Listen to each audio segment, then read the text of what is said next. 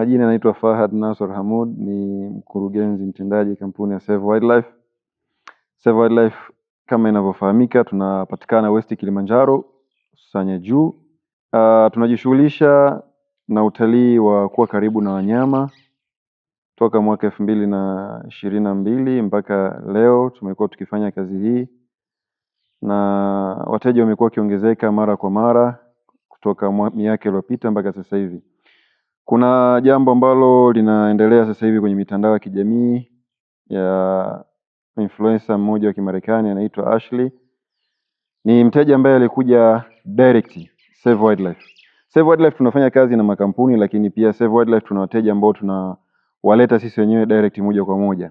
Kwa hiyo miongoni mwa wateja ambao walikuja moja kwa moja Save Wildlife na sisi ndio tuliwapokea airport ni hii couple ambayo walitoka kwetu wameenda Zanzibar, na tukio kama linavyofahamika sasa hivi duniani kitu gani ambacho kilitokea.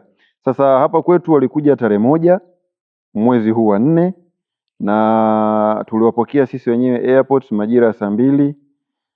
Walifika usiku, saa 2 usiku ndo namaanisha. Kwa hiyo kwa muda ambao walifika usiku hapa Save Wildlife walifika majira ya saa 3. Ni muda ambao tayari hapakuwa na activity yoyote ambayo ingeweza kuendelea kwa wakati huo. Kwa hiyo sana walipata chakula cha jioni na wakapumzika. Hawa walikuwa na night 3 jumla. Night 3 jumla ambazo walispendi wakiwa hapa Save Wildlife.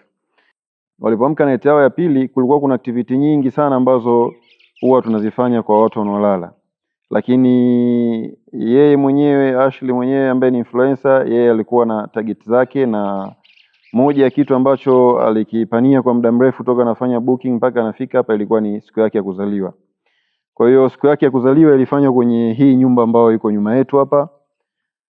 Tulimtengenezea vizuri kama kawaida, happy birthday na kama inavyoonekana kwenye mitandao ya kijamii, na wakafanya birthday yao hapa, lakini ili extend vizuri yule mwanaume alikuwa naye, baada ya activities alizofanya za birthday na vinginevyo, walifanya walking with lion. Ni moja ya activity ambayo wanaifanya watu wanaolala.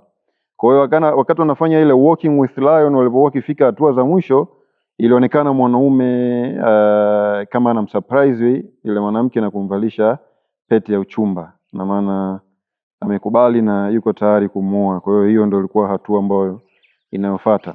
Kwa haya mambo yote yalifanyika hapa Save Wildlife. Walikaa night 3 nzuri kabisa. Ilionekana ni couple yenye furaha, ilionekana ni watu wenye furaha. Hatukuwa tuna shaka yoyote ama hatukuona kitu chochote baina yao, ama hapakuwa na tofauti yoyote baina yao. Na hii ndio imezua gumzo kwenye mitandao ya kijamii, na watu wengi kufikiria labda alifia kwenye premises ya kwetu ama alifia kwenye kampuni yetu Save Wildlife. Lakini ni kwa sababu influencer huyu yeye aliposti video 3 za mwisho akiwa Save Wildlife, na katika video 3 moja alitumention Save Wildlife. Alipotoka hapa majira saa 12 alielekea JRO alielekea Zanzibar. Na sisi baada ya kufuatilia tulikuja kujua alifikia hoteli inaitwa Zuri, na huko ndo tukio lilipotokea.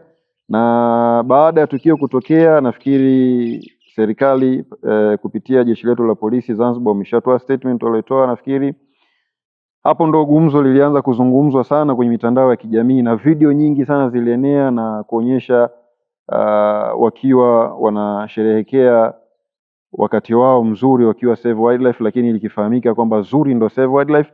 Lakini tunapenda kuwaweka wazi ya kwamba yale yanaonekana yote ni matukio yalifanyika hapa Save Wildlife, na hawakupata nafikiri chance ama yeye influencer hakupata chance ya kuposti activity yoyote ambayo alifanya akiwa Zuri.